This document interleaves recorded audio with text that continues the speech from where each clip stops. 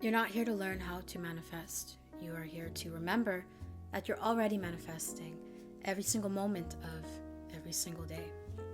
Neville Goddard once wrote, "Change your conception of yourself and you will automatically change the world in which you live." And today we are diving deep into the teachings of Neville Goddard. We're decoding his philosophy. We are going to be exploring his personal stories and uncovering how we can use his timeless wisdom for practical application. And this is your ideally 30-minute immersive guide to understanding and living the law of assumption.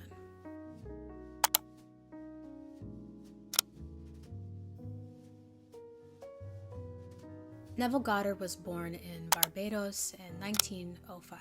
In his 20s, he moved to New York to study theater, but was drawn instead to the deeper theater of life.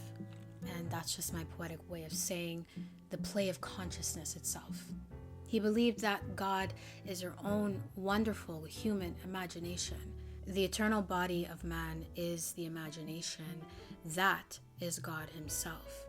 Neville often said that he wasn't teaching you to use imagination as a tool, but rather to realize that imagination is your true identity.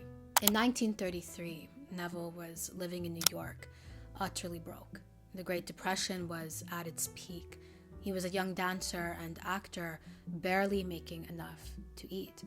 Christmas was approaching and he longed to visit his family back home in Barbados, to feel the warm trade winds again, hear his mother humming in the kitchen, to taste her West Indian cooking, I would imagine. West Indian cooking. But he had no money, not even enough for rent, let alone an ocean liner ticket. In despair, he went to his teacher, Abdullah, and pleaded, I want to go to Barbados, but I'm broke. There is no way I can afford it." Abdullah simply looked at him calmly, eyes fierce with unwavering certainty, and said, "You are in Barbados." Neville obviously was confused, angry even. He argued, No, I'm here in New York and I need money to go there, to go to Barbados." Abdullah didn't flinch. He repeated, "You are in Barbados. You went there and you're already back." That Aaron Yeager type mindset. Neville went home that night bewildered, but he did as Abdullah taught. He lay down in his tiny New York room, closed his eyes, and imagined standing on his mother's porch back home in Barbados. He felt the warm night breeze brushing against his skin, heard the palm trees rustling, smelled the salty Caribbean air. Night after night after night, he drifted off to sleep in Barbados. Weeks passed, and one morning he received an unexpected letter. Inside was a boat ticket to Barbados from an old friend with enough money enclosed for his journey. That old friend, by the way, was his elder brother. Neville boarded that ship just as he had imagined. He stood on his mother's porch, feeling the trade winds, tears filling his eyes because he realized that imagination truly creates reality. This wasn't luck. This was law. Neville's core teaching would be, imagination creates reality. Assume the feeling of the wish fulfilled and live and act upon this conviction. During the Second World War, a young American soldier came to Neville's lecture in Los Angeles, absolutely desperate. His eyes were hollow from exhaustion. He told Neville after class, "I want to be honorably discharged and return to civilian life, but my superiors keep rejecting my request. Thousands are ahead of me. It's hopeless." I would imagine that this was a story that may have made Neville giggle a little bit, for this was an experience that he knew all too well, a personal story of his own, as a matter of fact. Neville looked at him with compassion, but he did speak firmly. "If you want to be out, then you are out. Sleep tonight as though you are in your own bed at home as a civilian." The soldier hesitated. "But how? The army will never..." Neville cut him off gently. It is not your job to know how. Just assume it as done. So that night, the young man lay on his army cot, but imagined the soft mattress of his bed at home, the familiar smell of his room, the sound of his mother's voice calling him for breakfast. He did this every night, saturating himself with the feeling of being home. Within weeks, despite the impossibility, he did receive his honorable discharge. And he wrote to Neville saying, "The War Department had no choice but to let me go. I am now at home, just as you said." Most people think that imagination is just for daydreaming, something cute or childish that has no real impact on your life. But Neville has been telling us that imagination is your first act to creation. When you imagine something vividly, your subconscious begins aligning your feelings, behaviors, and even micro decisions and brings it into form. Your imagination is like a projector, and your life is the screen reflecting it back. Now, I love practicality, so let's think about this practically. If you spend all of your time imagining the worst case scenarios, eventually you will begin to act out of fear. Your tone changes, your posture closes, you miss opportunities because you're assuming danger. Conversely, when you imagine the best case scenario and you truly feel it, your energy shifts, you stand taller, you respond to life with openness instead of contraction. People feel this change in you and opportunities flow accordingly. Imagination isn't magic in the sense of fairies and sparkles. It's magic in the sense that it is the true architect of your whole reality. Every invention and relationship, every career move, or every artistic creation began first as imagination. Everything you see in your world, everything you see in the world began as imagination. Neville simply teaches you to wield that force consciously rather than unconsciously, because like it or not, you're always imagining. The question is, are you imagining what you want, or are you imagining what you fear? Simply put, are you imagining best case scenario, or are you imagining worst case scenario? Let's do a little guided exercise to really help drive this point home. Feel free to skip if you're uninterested, but close your eyes and imagine your deepest desire is already fulfilled. It's already here. It's already present. It's a real fact. Where are you? What do you see? What do you hear? Feel it as done just for a moment. Let the feeling of it being done saturate you like warm water. Imagination is not fake. It is creation in its first stage.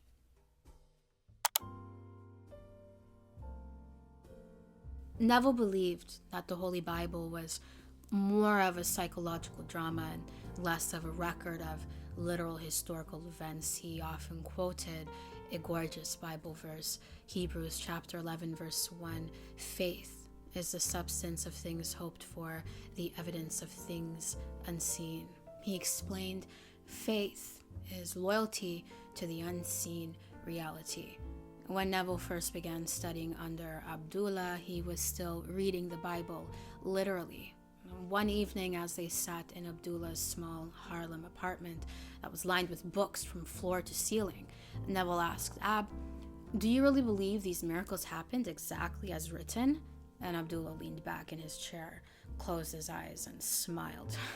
"Neville," he said, "the stories of the Bible unfold within the mind of every man. They are psychological dramas, not historical events." Neville was silent, feeling his world shift under him.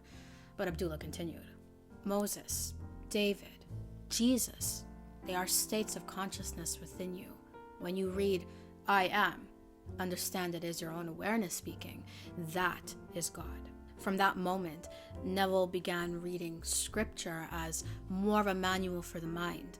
He realized that every verse pointed to the power of I am, the name of God, dwelling within each of us as pure awareness. When Neville says, "I am is God," It can sound confusing and even sacrilegious if you take it purely religiously, but what he's saying is actually deeply psychological and far more empowering. Your sense of I am, your awareness of existing, is the divine creative power within you. Whatever you attach to I am becomes your reality. I am healthy, I am loved, I am powerful. These become your lived experiences when consistently assumed. This is because your subconscious mind accepts your dominant self-concept as truth. If you repeatedly declare, I am anxious, even internally, your body and your mind organize to fulfill that identity for you. They organize to fulfill that lived experience for you. Your nervous system, your breathing, your decision making, it all aligns with the identity of an anxious person. You live out the prophecy that you gave to yourself. But if you start attaching positive and powerful truths to I am, you begin rewiring your subconscious identity. Now, at first, it may feel a little fake, but with repetition and feeling, it sinks in. Your external life is just your assumptions made visible. So Neville's teachings, though simple, are actually quite revolutionary. Control your I am, and you control your life. Practical application would be to simply start today with intentional I am statements. I am calm. I am powerful. I am chosen. I am lovely. I am fill in the blanks with something more empowering and worthy and more true of you. One of Neville's most powerful techniques would certainly have to be revision. Change your past by revising it. That's a quote by Nev. In one of Neville's classes, a woman approached him with tears brimming in her eyes. She told him about her mother, who was bitter, harsh, and critical. Every visit ended in arguments. Her entire life she felt unloved. Neville asked her, "Do you want to change her or your concept of her?" And she replied softly, "Both." He instructed her to revise every interaction. Each night, she lay in bed and imagined her mother embracing her, speaking kind words, telling her how proud she was. And though it felt strange at first, she persisted.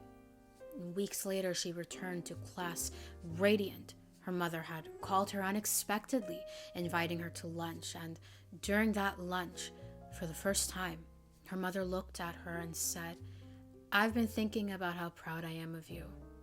The woman wept in gratitude. Neville reminded her, nothing changes in your world until you change your assumptions about it.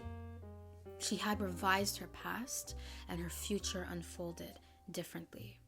Revision can sound wild, like denial or delusion to people who are new to the law, and more specifically to the philosophy of Neville Goddard. How can I change the past? Neville isn't saying that you erase history. He's teaching you to change how your subconscious records an event, because your memories are not objective facts. They will always be just perceptions colored by some sort of emotion. So by revising painful past events, you can change how they define you now. For example, if you were humiliated in a meeting, your subconscious may hold on to that moment as proof that I am incompetent. But if you revise the memory by imagining yourself speaking confidently and being praised even, your subconscious rewires its meaning. Suddenly the next time you're in a meeting, you act from a place of confidence rather than fear, because you've shifted the energetic blueprint. Revision isn't pretending that bad things never happened. That would be deeply unhealthy.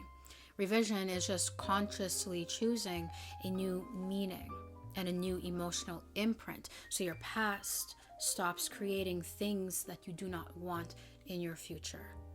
Your subconscious doesn't care what is objectively true. It only cares what you feed it repeatedly. That's all it cares about. Revision is how you overwrite limiting programs with empowering ones, inevitably changing the trajectory of your life. And now again, another little guided exercise to help drive the point home. Close your eyes and think of something today that upset you. Now rewrite it. See it unfold exactly how you wished it had happened. And feel gratitude for this new memory. And breathe it in and let it go.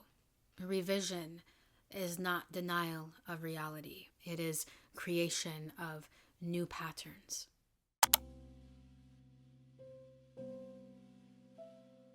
Neville Goddard's entire philosophy rests upon the law of assumption. Assumptions harden into fact.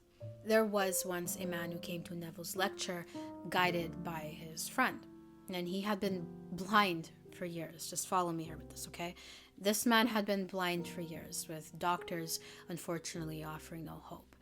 After class, he told Neville, "I want to see again, but it's impossible." Neville replied, "Nothing is impossible to God, and God is your own wonderful human imagination." Neville taught the man to visualize himself reading the morning newspaper, seeing the words clearly, feeling the rustle of the paper, smelling the ink. Really immerse yourself in that visualization. So every night, the blind man imagined this scene, feeling its reality with all his senses.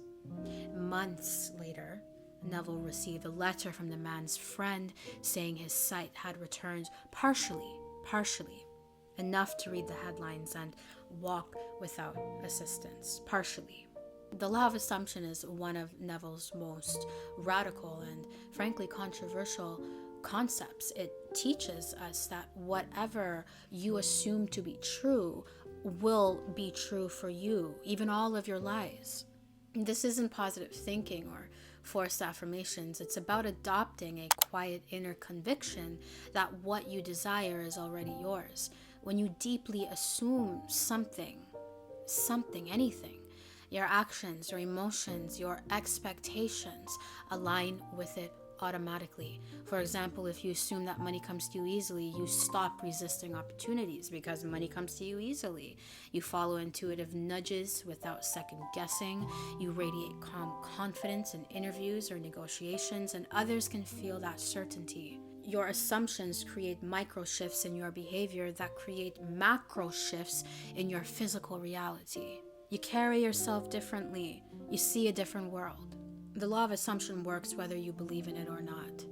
If you assume people don't like you, your energy becomes withdrawn or defensive. People don't respond to you warmly, therefore confirming your assumption. See how you made it happen? But if you assume you are loved and chosen, even without the evidence, even without the substance, your presence changes and the world mirrors it back. This is not magic. This is psychology that just sounds very spiritual. This is what Neville calls heaven on earth in your own life. In love, assume I am deeply loved and chosen. Your behavior shifts, attracting love in subtle ways. For money, assume I am always provided for. Opportunities and ideas will flow with ease. With health, my love, assume my body heals rapidly. Your mind and body coordinate towards wellness. And what if you don't believe your assumptions yet? Then start small and assume neutral assumptions that you can accept and build up. For example, I am learning to feel confident as opposed to I am confident if the latter feels too false. Find something that feels true enough for you where you are. Start where you are. Now, because I have not done guided visualizations in a while, I would love the opportunity to end this video with a short little guided visualization to help integrate Neville's timeless teachings into your own life. So let's close our eyes. And I want you to breathe in deeply through your nose. Hold. And release. Let it go. Let it go. And I want you to imagine yourself 1 year from now. See yourself as the version you desire to be. Do me a solid and notice your posture. Notice your calmness, your joy.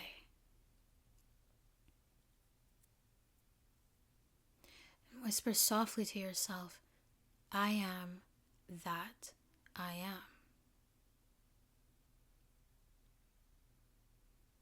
You are already who you seek to become. I want you to feel gratitude for this truth.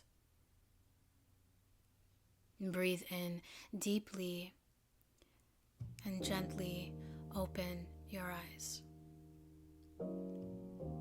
Now, if this video helped you to decode a little bit more what the heck Neville Goddard was talking about with his philosophy, I want you to let me know in the comment section down below what it is that you are assuming right now. And with that being said, thank you for watching this video. I truly do hope you enjoyed it. If you did, I trust you'll give this video a thumbs up and subscribe to this channel for more content just like this one. So, how did you like today's video? And what video would you like to see next? You'll let me know in the comment section down below. I cannot wait to see you in the next video. Toodles.